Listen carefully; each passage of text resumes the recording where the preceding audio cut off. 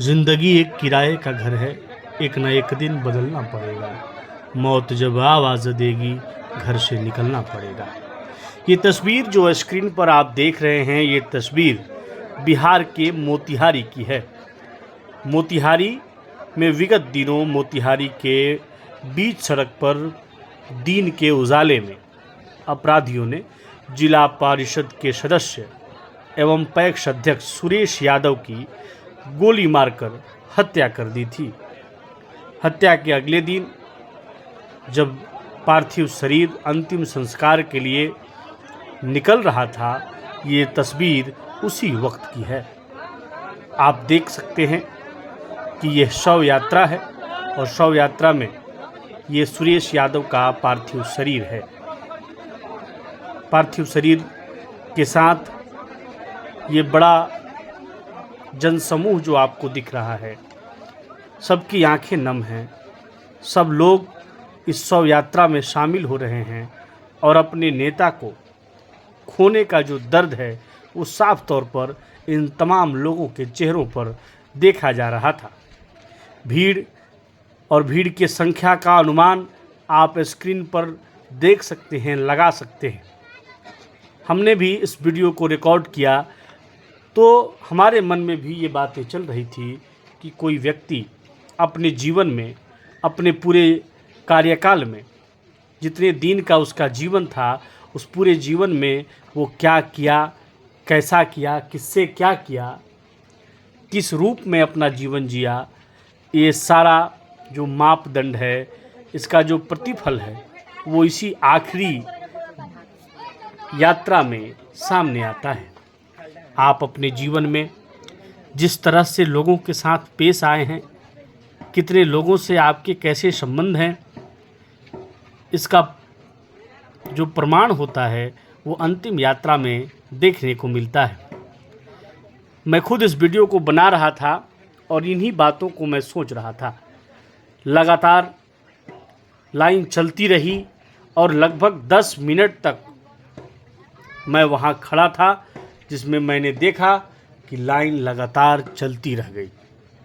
सभी जिन लोगों से बात की जा रही थी, सब लोग ये बता रहे थे कि लगातार 6 बार जनप्रतिनिधि के रूप में सुरेश यादव का अब तक का कार्यकाल रहा है। पैक्स अध्यक्ष भी रहे, जिला पार्षद सदस्य भी रहे, कई अन्य चुनावों में भी सक्रिय रूप से भूमिका निभाई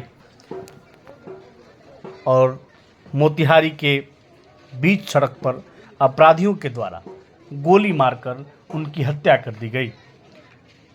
इसी प्रकार जब उनके दरवाजे की खबर हम लोग कर रहे थे, उस समय वहाँ महिलाओं की जो भीड़ थी वो भी देखने योग्य थी। महिलाएं रो रही थी, महिलाएं कलप रही थी, महिलाएं ये कह रही थी कि जो जिस तरह से इनके साथ किया है, ठीक उसी तरह उसके साथ भी होना चाहिए। महिलाएं इतनी उत्तेजित थीं कि अगर कोई नेतृत्व करने वाला होता तो ये महिलाएं कुछ भी करने को बेताब दिख रही थी। हालांकि सबको न्यायालय पर भरोसा करना चाहिए और न्यायालय का सम्मान करना चाहिए। किसी भी अपराधी को सज़ा देने का अधिकार सिर्फ और सिर्फ न्यायालय को है, न्यायालय को ही करने देना चाहिए।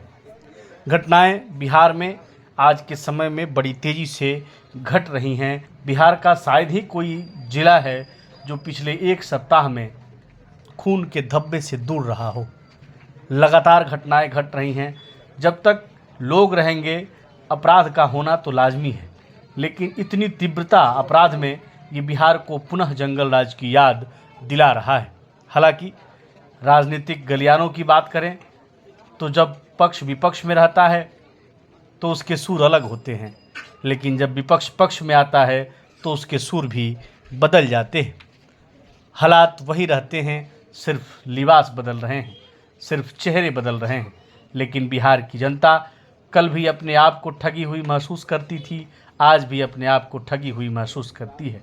बाकी ये वीडियो डालने का मेरा मकसद ये था कि आप सब भी अपने जीवन में जो कुछ भी कर रहे हैं उसमें इस बात का ध्यान रखें कि लोगों की नज़र में, समाज की नज़र में आपकी प्रतिष्ठा बढ़े।